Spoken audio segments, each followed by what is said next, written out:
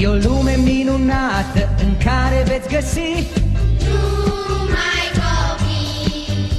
o lume cu mult soare și mii de jucării. Pentru copii. În lumea cu povești și flori veți întâlni Numai copii.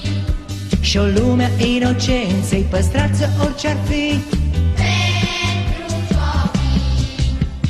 Ieri am fost și noi copii, dar timpul ne-a schimbat.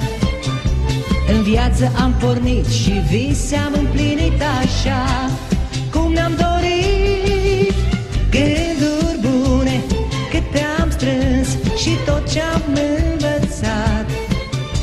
Copiilor să dăm iubirea ce-o purtăm ce-i bun, să le arătăm. E o lume minunată în care veți găsi Numai copii o lume cu mult soare și mii de jucării. pentru copii.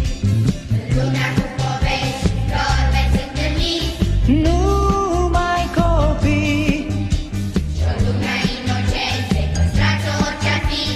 pentru copii. Ieri am fost și noi copii, dar timpul ne-a schimbat. În viață am pornit și vise am împlinit așa cum ne-am dorit. Gânduri bune câte am strâns și tot ce-am învățat.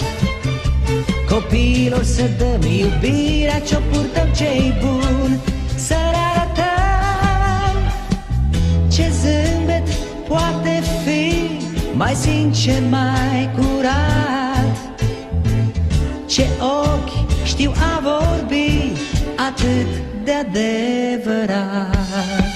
Lume minunată în care veți găsi numai copii. O lume cu mult soare și mii de jucării.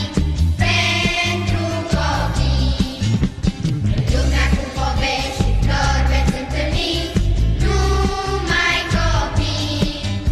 Și o lume a inocenței, păstrați orice-ar fi.